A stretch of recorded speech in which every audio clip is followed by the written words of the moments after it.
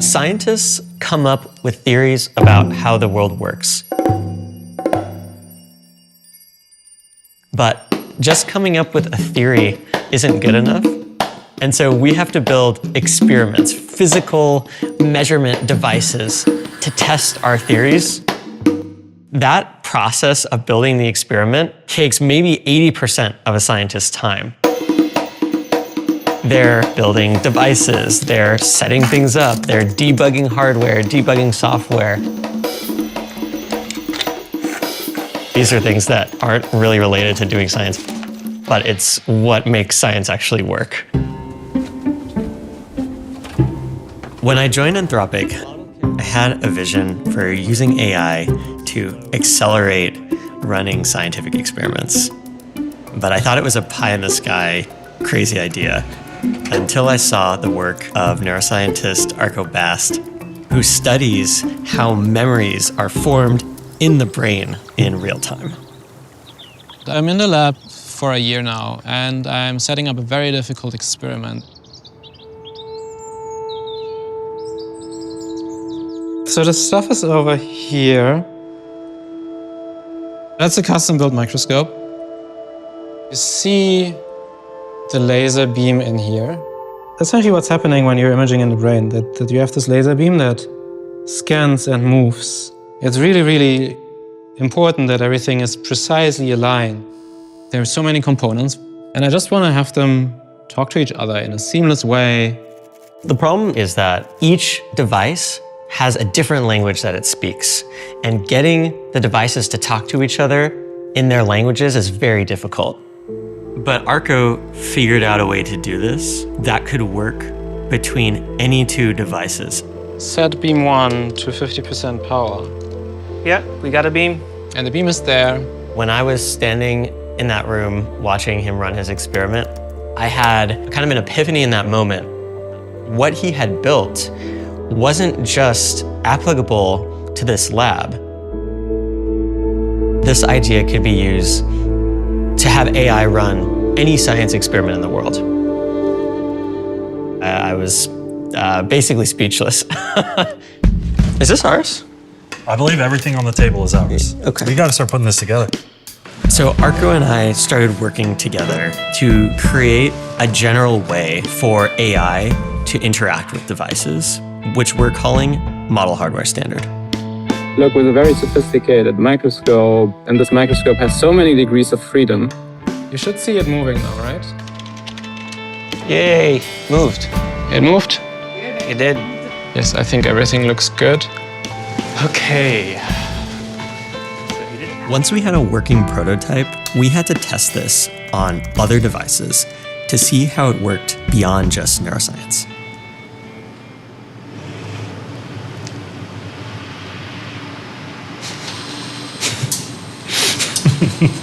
Go to the left boundary first.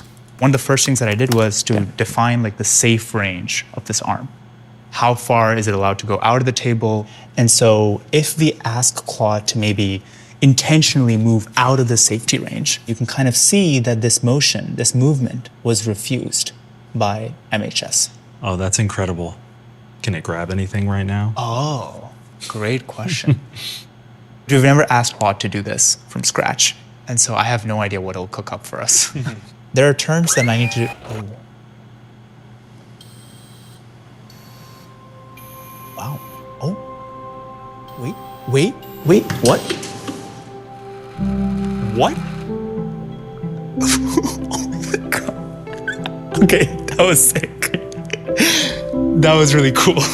The mere fact that I was able to build this from scratch today, and it achieved it in a matter of minutes, that's insane. And of course, we also have to work with the manufacturers and the vendors who build the devices. So we started working with Danaher to get Claude to connect with their Leica microscope. We have to remind ourselves that Claude has never seen anything related to this application before. It will make mistakes. So we can think about this as an iterative process. You have to imagine that I, as a scientist, spent weeks making this sample alive to this point of view. and I spent thousands of dollars in ingredients. I see. Okay. If you break them, your experiment is gone.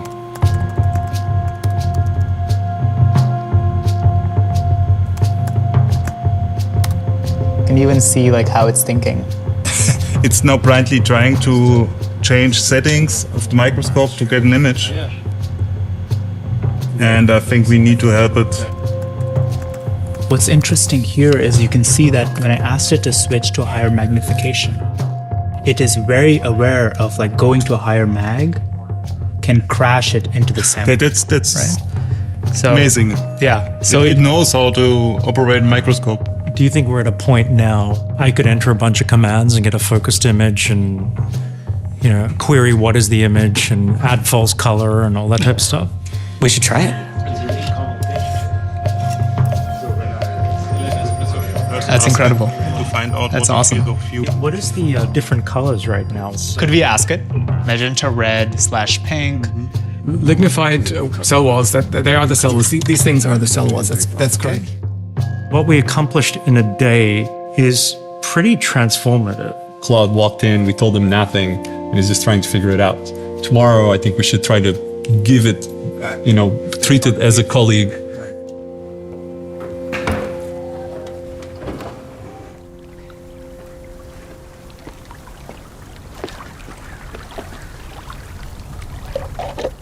Oh, there's a lot going on in there. Let's say a scientist wanted to look at this. They would have to sit and wait and keep tracking it. Correct. For like hours. Correct. Yeah, I had a nice one, but it swam away. So. I'm wondering if Claude can write like a program that can track that.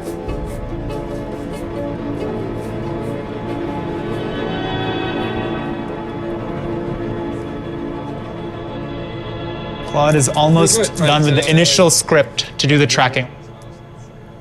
It's Oh, shoot. Yeah. Yeah, damn. Congratulations. I actually think it needs to build a UI so we can see what it is doing, because just running a script in the background is not acceptable. This looks good. Yo, that's awesome. It's doing what it should do. Yeah, it is. It's tracking. It's trying. 3 minutes, 4 minutes. It's been tracking for a few minutes. No way. Our time. We've just been watching Chasing algae. Wow. Yeah, chasing algae. Amazing that we managed that. It managed it. This is a prototyping system somehow, or a very dynamic system where you can create something very quickly. Maybe it's even good enough for some science applications. The PhD can do his PhD work faster because he doesn't need to spend 2 years Right. to get it running. Exactly. He only needs 2 months. Yeah. And then he can focus on biological question, which is what our goal is. I still can't believe it. We're very impressed. I think model hardware standard opens the door for a lot of new types of science. The obvious example is in pharmaceuticals. Here at Genentech, we make medicines for patients with serious and even life-threatening diseases. It takes many, many iterations to make a drug. We will test thousands or even hundreds of thousands or even millions of molecules to find the right molecule that will really help patients. So we are going to start an experiment where Claude will run a series of operations and then interpret the data. When you aspirate out of a well that has bubbles, you're not getting the correct transfer amount. If we were trying to aspirate out of this, we're going to get the proper amounts in the wells with no bubbles and then improper amounts in the ones with bubbles. With Claude, we could potentially check during the production runs for these bubbles to see if they are happening, and hopefully it has the context and knowledge to make adjustments. Claude will do some execution, take the reading, and then change the parameters of the execution slightly to see if it can improve the experiment overall in a closed loop. Speeding up this loop means we are just able to make more shots on the goal and can get to the answers faster. This has fewer bubbles. It's got bubbles in 2, but not the rest. So this is better. This is really the first time in history where we are enabling AI to interact with the physical world in drug discovery. It's definitely historic, yeah.